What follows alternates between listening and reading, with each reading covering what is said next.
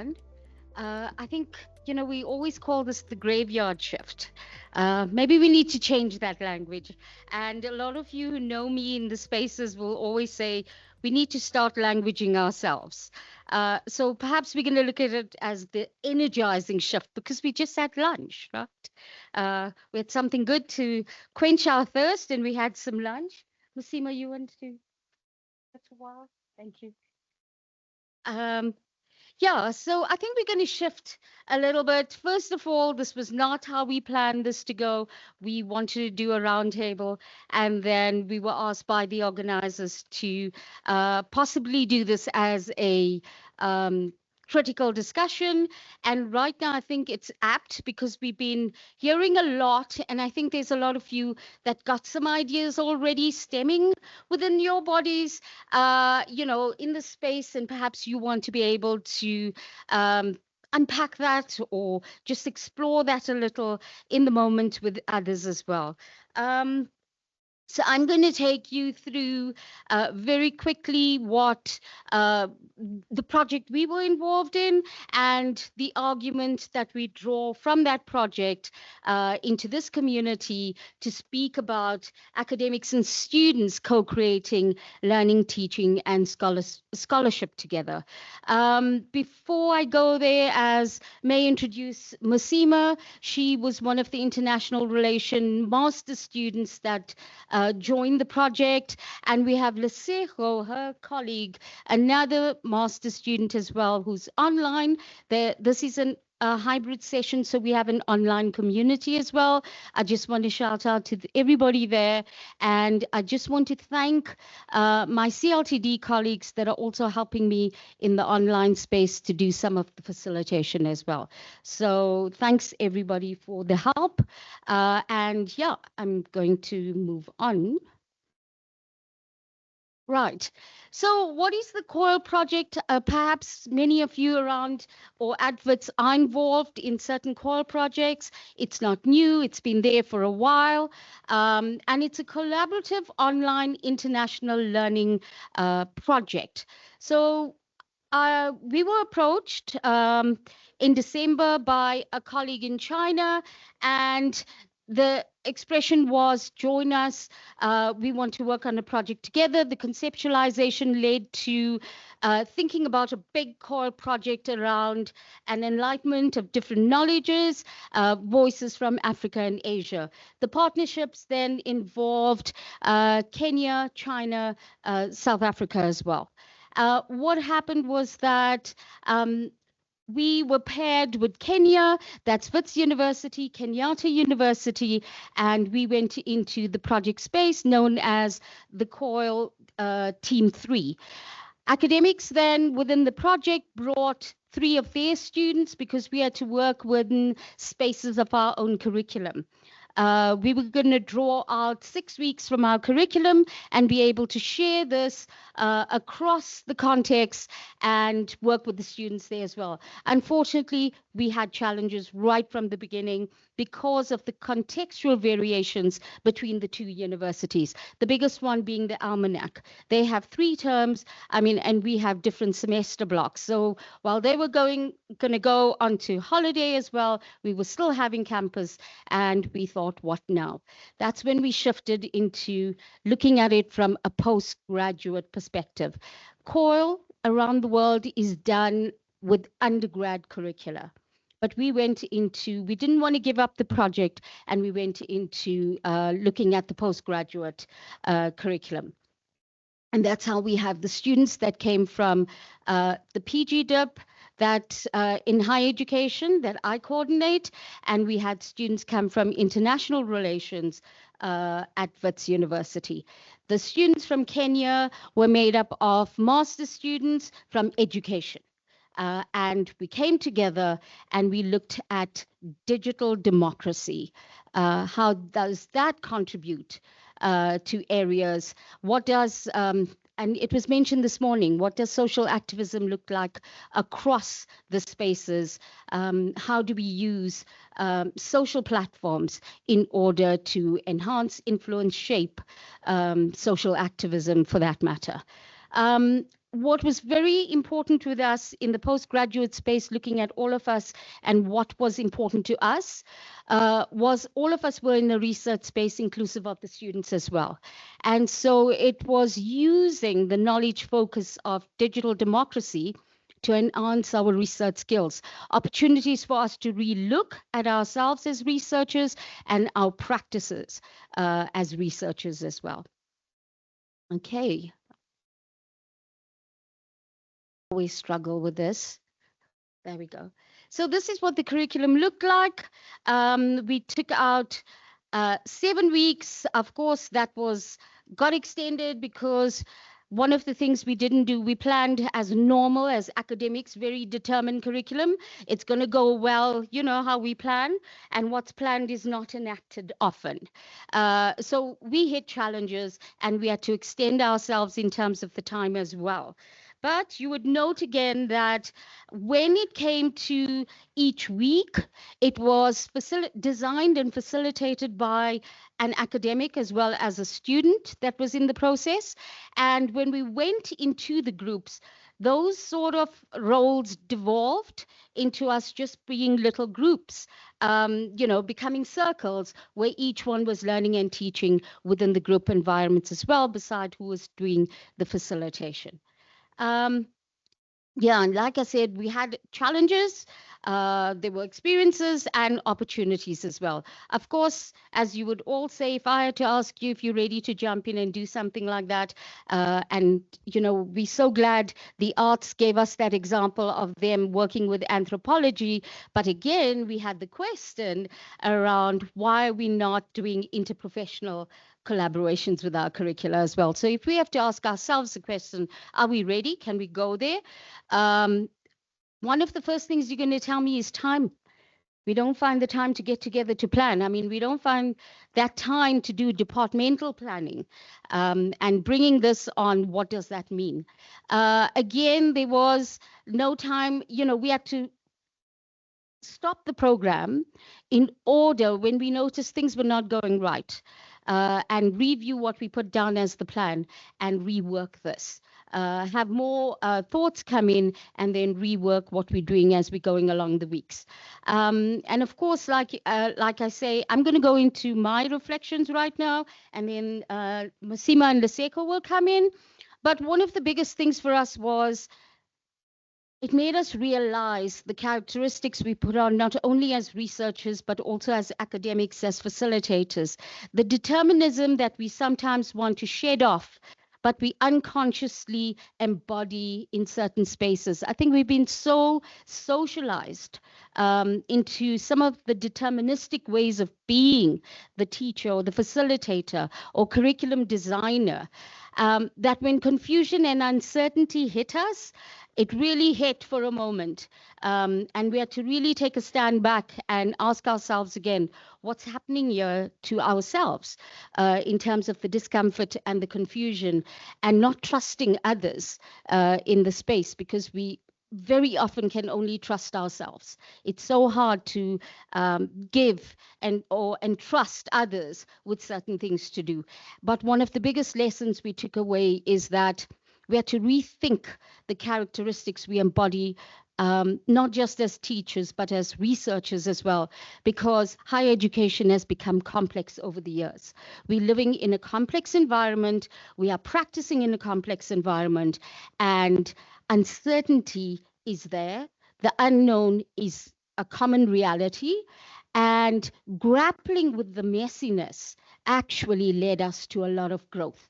A lot of opportunity that we didn't see enough of when we were living between binary worlds, and it led us to a more fluid experience as participants in a process like this. Mosima. Hello, my name is Mosima Tsweleng. As a student in the COIL project, I speak for fellow students. We were also uncertain and confused what was happening. How we understood our role at first in the project was we're going to be taught something new. We really didn't think about co-creation. And when it was my time to facilitate a section on storytelling, I felt like I was out of my depth because I'm from IR. We don't do storytelling as often. And when we were prepping for the session, Rita and I, we had this amazing discussion on storytelling and what it could do for my own research. And broadly, like how can I rethink democracy and international relations? Yeah, I think that was the cool thing. Another part was that some of the people in the COIL project were people that had taught me in undergrad, and I felt like, what am I going to facilitate here? These people have more knowledge than I do. Um, but when you come down and you say, we are in this space together, we're kind of equal, we're all uncertain, we all want this project to succeed. And yeah, I think that's the biggest takeaway I got from that. That, not everything is hierarchy in the university space. And yeah, I think that's my reflection. Thanks, Mosima. Lesego, if you online and if you can come in, please, we will appreciate that.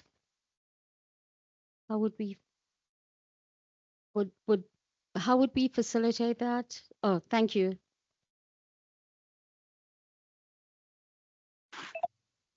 Afternoon, everybody. Am I audible enough? Yeah, we can hear you. Thank you. All right. Thank you for the platform, Rita. The COIL experience was quite interesting, to say the least. With the dissecting of digital diplomacy, understanding how it can infiltrate in many departments, many sectors. Also engaging with other perspectives from, the East African countries such as Kenya, as Rita has mentioned, and basically having that platform to discuss with other scholars from different departments as well made it quite insightful. I think one thing that was a barrier for us was the ability for all of us to come and formulate a trajectory for which the project should go ahead.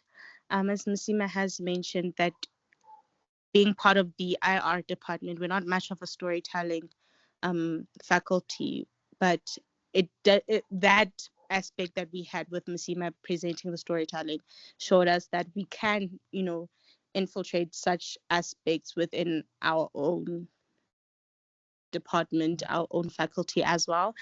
But all in all, I think I enjoyed the project. It gave us an insight onto many aspects, as I've mentioned before. So that's my take about the COIL project. Thank you, everybody. Thank you so much, Lesego. I think I want to get back to the presentation, please. Yeah, I think while we're getting back, what does it mean then for all of us here? What is it that we want to encourage within the WITS environment? And I think, yes, we took a step outside before we can work inside. And the question is, can we do this inside? Before, beyond COIL, and it'll be very wonderful for everybody to start getting involved in a COIL project for that matter. But could we do this within our own spaces? And we've been hearing this from this morning. We've had the 2015 moment. The complexities of higher education is there. It's not going to go away. 2019 with the COVID had created super complexity. I don't know what word to use right now as we, shifted even 4 or 5 years beyond that. Are we there yet? Are we there in response to what the students have been calling for all the way in 2015? Some of that shifts we made in the 2019 moment, and then we just go back. Where is it do we want to be? What is there? with the calls this morning about a sense of belonging, the sense of reproducing curricula that alienates. And I think it's exactly the way you felt this morning when you expressed yourself, when you're working with your music curricula. And why is it that we're not shifting into more spaces where we collaborate, we bring the curricula together like you have done successfully? And I'm sure others may also be doing it, but we sometimes really scared to shift and shake those boundaries of what's planned on paper. And the question is, our environment is calling for something else. What is it?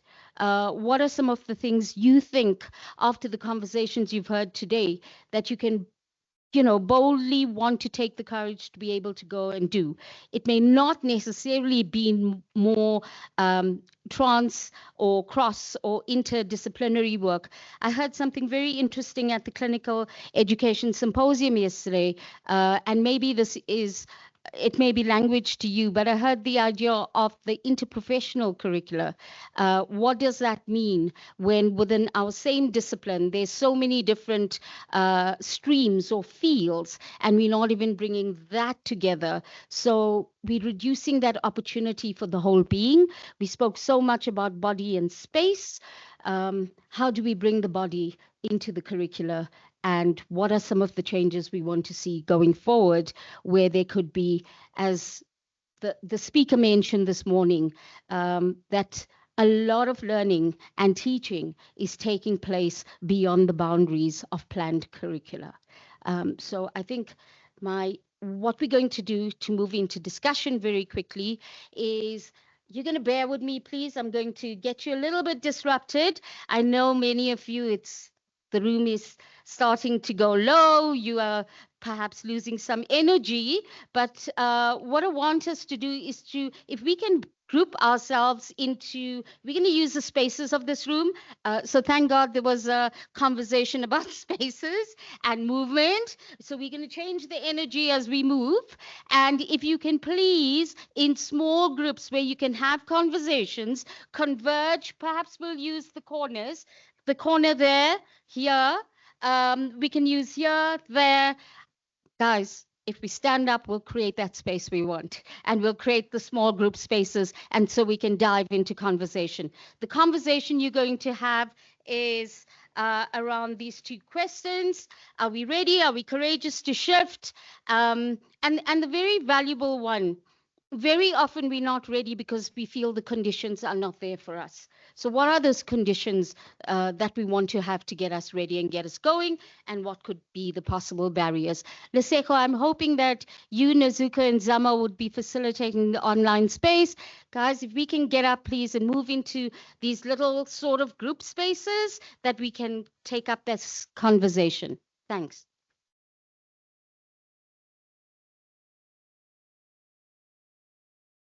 Yeah, if we can go towards the corners so that we don't interrupt conversation and you can have airtime. Some of you, yeah, we creatures of habit, right? We found a place this morning and you're not moving. But we're going to ask you to please, we want you to have some dialogue today. We want to hear some of those exciting changes you want to bring.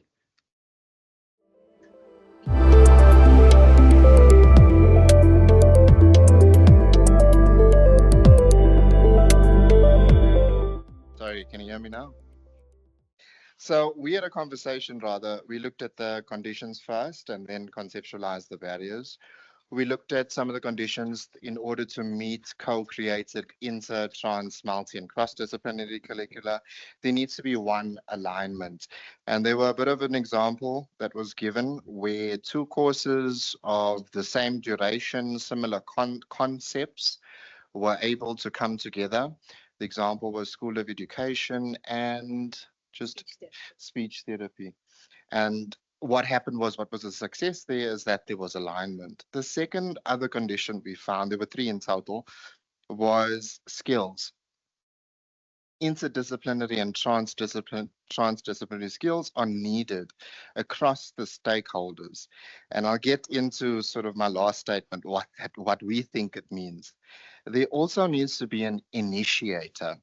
an individual who is transdisciplinary by nature, and they become the initiator or the catalyst to meeting those required conditions. Some of the barriers we looked at was ownership.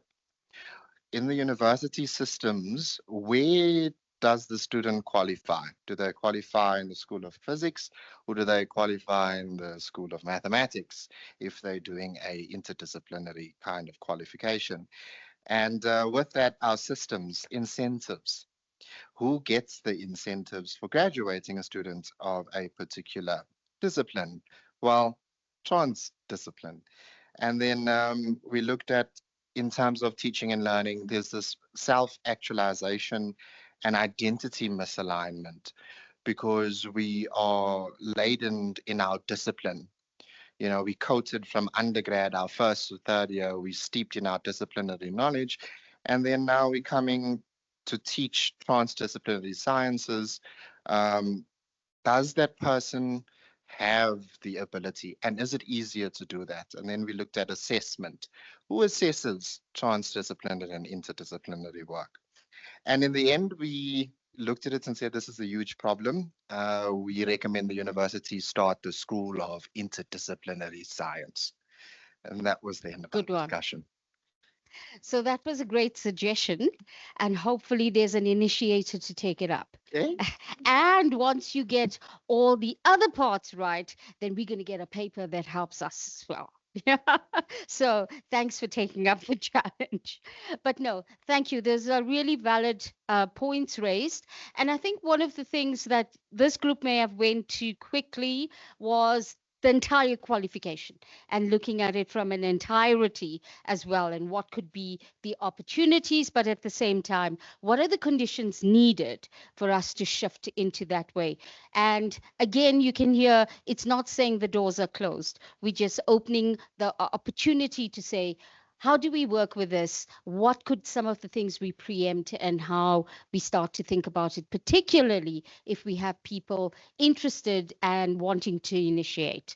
I guess that again then calls one of the next questions we had is, what does leadership management and the policies need to look like for this to happen? And I guess we need some of those bigger conversations there too. But the other aspect of what the curriculum collaboration can occur, you can pull out certain weeks where there's aligned sections, and just look at it from those points of view as well. That is, so there's various alternatives you could play with besides shifting into a whole qualification at first. I want to pick up on something else and we had the conversation at one of the tables as well. What would orientation look like? To be able to orientate ourselves firstly, and then orientate our students into this way of being and working and doing things, teaching and learning for that matter. Thank you. Let's pick up from another group. Sorry to take up too much of the time. Yeah, please go ahead. Hi. Okay, so our group decided that the best way to reach consensus around this is to first look at the barriers. So we focused a lot on that. So first we looked at that students are initially conditioned or indoctrinated to function in separate silos. And students feel forced to stick So are to we one too. knowledge. Yes. We actually even said that the literal infrastructure is designed to segregate knowledge. So we also feel that students feel forced to stick to one type of knowledge or stereotypes to fit into a degree. And academics perpetuate this indoctrination, as this is also how they were conditioned. Okay, and we also said that in order to change, it also requires the willingness from the institution to depart from its current identity. And if we can't expect higher education to change, why do we engage in this learning to just maintain the status quo? There also needs to be a consensus among all stakeholders to reach that goal. And there is a social divide that we find that a lot of students tend to feel where they can't reach a socio-cultural common ground. And knowing this, that assessment in higher education is by and large a social activity, higher education is a social activity. And if we can't reach that common ground, how can we expect our students to commingle in their disciplines as well? So yeah, that's a good chunk of what we spoke about. Yeah, and I think those are very valuable points, particularly our socializations and the history of our socializations as well. I think this morning there was an important comment by Mbuti when you said, where does our philosophies around education come from? It's coming from very often colonized spaces. And what is it that we're perpetuating as well with our beliefs and value systems? But, it's so interesting about our isolations and our boundaries that we create in academia. And is academia the safe space where we just continue doing that? Because the graduates that need to go out is working in a totally different environment.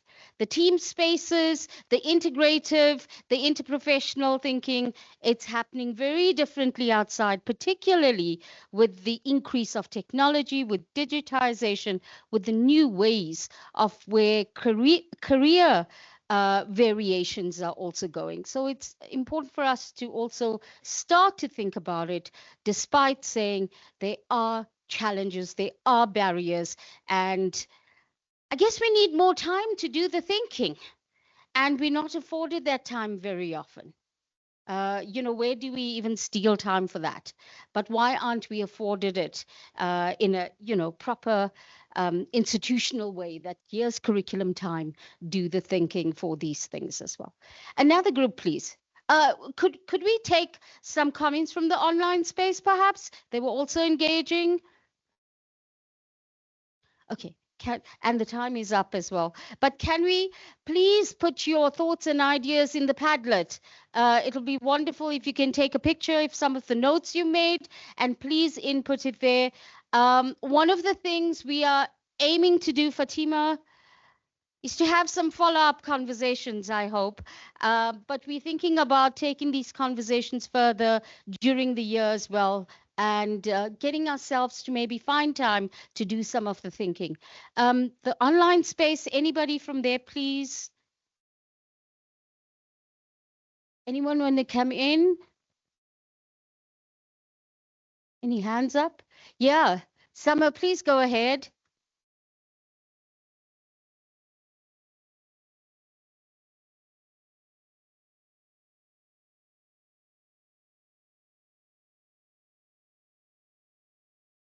Thanks, Summer. You muted. Oh, okay. Am I audible now? Yes, you are. Can you just give me a second?